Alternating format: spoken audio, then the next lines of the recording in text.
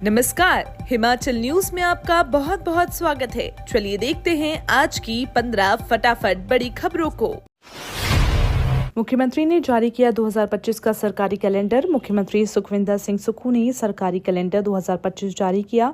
इसमें राज्य सरकार की विभिन्न नवोन्मेषी योजनाओं को प्रदर्शित किया गया। ये कैलेंडर मुद्रण एवं लेखन सामग्री विभाग हिमाचल प्रदेश द्वारा तैयार किया गया है। इस अवसर पर राजस्व मंत्री जगत सिंह नेगी, शिक्षा मंत्री रोहित ठाकुर, मुख्यमंत्री के प्रधान सलाहकार नरेश चौहान, सचिव प्रियंका बसु, मुद्रण एवं लेखन सामग्री विभाग के नियंत्रक प्रभा राजीव, सूचना एवं जनसंपर्क विभाग के निदेशक राजीव कुमार, सहायक नियंत्रक मुद्रण ईश्वर दास और अन्य वरिष्ठ अधिकारी भी उपस्थित थे। नए साल में व्यवस्था परिवर्तन। क्लास 1 व 2 अफसरों को नहीं मिलेगी बिजली सब्सिडी। नया साल आने को है। साल के आरंभ में सुखविंदर सिंह सुक्खू सरकार कई नए कदम उठाएगी। इसी कड़ी में नए साल से यानी कि जनवरी 2025 से क्लास 1 व 2 अफसरों को बिजली सब्सिडी नहीं मिलेगी। इसके अलावा बिजली बोर्ड में लाइनमैन और टीममेट की भर्तियां की जाएंगी ताकि फील्ड स्टाफ की कमी को दूर किया जा सके। साथ ही सरकार ने 100 करोड़ का कॉर्प्स फंड स्थापित करने का ऐलान किया। हिमाचल प्रदेश में स्थापित होंगी 5 निजी automatic fitness testing centre. PPP mode पर होगा संचालन। प्रदेश में व्यावसायिक वाहन संचालन अब अपने वाहनों की जांच निजी ऑटोमेटिक फिटनेस टेस्टिंग सेंटरों पर भी करवा सकेंगे। सरकार ने प्रदेश में 5 ऑटोमेटिक फिटनेस टेस्टिंग सेंटर खोलने का फैसला लिया। इन केंद्रों का संचालन पब्लिक प्राइवेट पार्टनरशिप आधार पर होगा। निजी कंपनी वाहन की जांच कर रिपोर्ट परिवहन विभाग को भेजेगी। वाहन मालिकों को फिटनेस प्रमाण पत्र परिवहन विभाग के आरटीओ जारी करेंगे। ऑटोमेटिक सेंटर स्थापित होने के बाद वाहनों की फिटनेस में न तो सिफारिश चलेगी और न ही कोई जुगाड़। सबसे ज्यादा सोलर प्लांट लगाने वाले गांवों को मिलेंगे 1 करोड़। हिमाचल प्रदेश में पीएम सूर्य घर योजना के प्रति लोगों में अच्छा रुझान देखने को मिल रहा है। हालांकि अभी इस योजना के बारे में अधिकांश लोगों को जानकारी नहीं है, मगर जिन लोगों को पता है वे लगातार आवेदन कर रहे हैं। इस योजना के तहत हिमाचल के सभी जिलों में किसी एक गाँव को मॉडल के रूप में चुना जाएगा और उसके केंद्र सरकार विकास के लिए 1 करोड़ रुपए की मदद देगी। जिस गाँव में लोग ज्यादा संख्या में अपने घरों पर सोलर रूफटॉप प्लांट लगाएंगे उस गाँव को 1 करोड़ रुपए देने की योजना है। हिमाचल के स्कूलों में संविधान के मूल्य जानेंगे छात्र। सिलेबस में शामिल होगी संविधान से जुड़ी अध्ययन सामग्री। हिमाचल में स्कूली बच्चे संविधान के मूल्यों से परिचित होंगे। राज्य सरकार स्कूलों के पाठ्यक्रम में संवैधानिक मूल्यों से संबंधित सामग्री का समावेश करेगी। सीएम सुखविंदर सिंह सुक्खू ने सोमवार को इसकी जानकारी दी। सीएम शिक्षा विभाग की मीटिंग की अध्यक्षता कर रहे थे।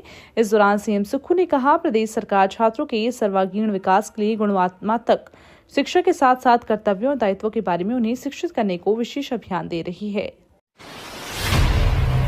हरियाणों की फरियाद सुनने निकले श्री बड़ा देव छमाहू 11 दिन परिक्रमा पर रहेंगे। देवभूमि कुल्लू घाटी के अधिकतर देवी देवता स्वर्ग प्रवास पर निकले और देव कार्य के साथ साथ अन्य शुभ कार्यों पर प्रतिबंध लगा हुआ है, लेकिन श्री बड़ा देव छमाहू इन दिनों हरियाणों की फरियाद सुनने निकले। श्री बड़ा देव छमाहू 11 दिन तक क्षेत्र का भ्रमण करेंगे। देव श्री बड़ा छमाहू के नवनिर्मित देवरथ की प्रतिष्ठा के बाद देवता हरियाणा की सुख समृद्धि के लिए क्षेत्र की 3 पंचायतों के 25 गांवों के भ्रमण पर निकले हैं।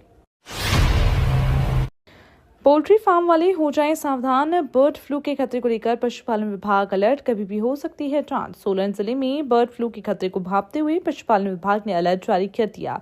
बर्ड फ्लू के खतरे को लेकर विभाग की टीम पोल्ट्री फार्म से भी सैंपल उठाएगी। सैंपल जांचने के लिए जालंधर और भोपाल स्थित प्रयोगशाला भेजे जाएंगे। जिन पोल्ट्री फार्म में 200 से ज्यादा पक्षी हैं उनका विभागीय टीम सर्वे भी करेगी। विभाग ने ऐसा कदम पक्षियों में बर्ड फ्लू बीमारी से बचाव के लिए उठाया है। अतिक्रमण को लेकर केंद्र ने सख्त रुख अपनाया। सीएम को पत्र भेजकर अफसरों की जिम्मेवारी तय करने को कहा। प्रदेश में नेशनल हाईवे पर अतिक्रमण पर केंद्र सरकार सख्त हो गई। केंद्र सरकार के सड़क परिवहन एवं हाईवे मंत्रालय के संयुक्त सचिव विनय कुमार ने इस संबंध में एक पत्र मुख्य सचिव को भेजा।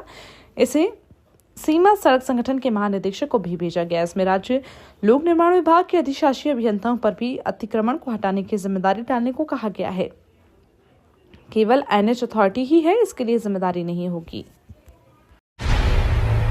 एशिया के सबसे बड़े प्राकृतिक आइस स्केटिंग रिंक में उमड़े स्केटर्स। हिमाचल प्रदेश की राजधानी शिमला के लक्कड़ बाजार स्थित एशिया के सबसे बड़े प्राकृतिक आइस स्केटिंग रिंक में स्केटर्स उमड़ पड़े। सोमवार सुबह 6 दिन तक का सत्र शुरू हुआ। ठंडी सुबह के बावजूद रिंक पर स्केटिंग का रोमांच देखने लायक था। बड़ी संख्या में स्थानीय परिवार, बच्चों और देश भर से आए पर्यटकों ने बर्फ पर गिरते पड़ते हंसी ठिठोली के बीच स्केटिंग का आनंद लिया।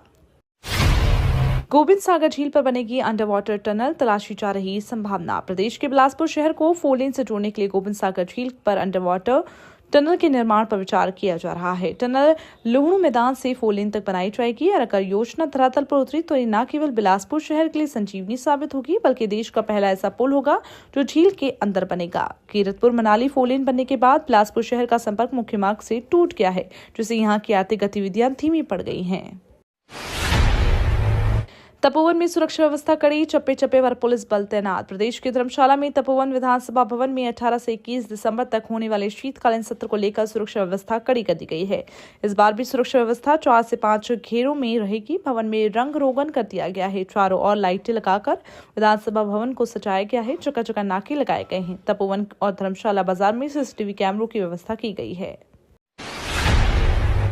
लोगों को प्राकृतिक खेती सिखाएंगी कृषि सखियां। केंद्र सरकार ने पूरे देश के लिए national mission on natural farming लागू किया है, जिसमें कृषि सखियां रखने की शर्त को शामिल किया। सभी राज्यों को कृषि सखी रखनी होंगी और हिमाचल प्रदेश को भी इस मिशन में शामिल किया गया, लिहाजा उसे भी यहां पर कृषि सखी की नियुक्ति करनी होगी। प्रोजेक्ट के तहत 2 साल तक महिलाओं को रोजगार मिलेगा, परंतु हिमाचल सरकार इस हक में नहीं है।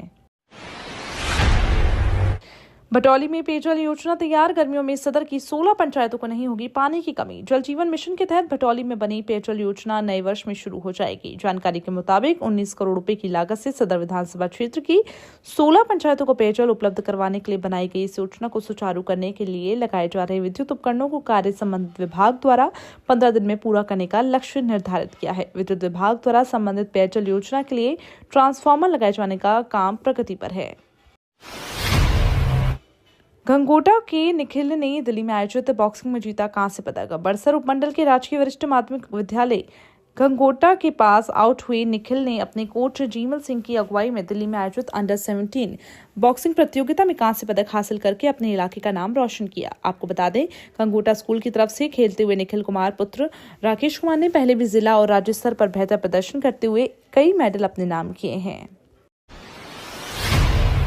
क्रिसमस से पहले सैलानियों से गुलजार हुए हिमाचल के पर्यटन स्थल। क्रिसमस से पहले हिमाचल के पर्यटन स्थल सैलानियों से गुलजार हो गए। वीकेंड पर शिमला, मनाली, धर्मशाला, कुफरी, नारकंडा, कसौली और चायल में सैलानियों की भारी भीड़ उमड़ी। वीकेंड पर शिमला के होटलों में ऑक्यूपेंसी 70 से 80% तक पहुंच गई है। धर्मशाला में 60 जबकि कसौली में 90% तक पहुंच गई। बर्फबारी की उम्मीद में देश भर से सैलानी हिमाचल के पर्यटक स्थलों का रुख कर रहे हैं।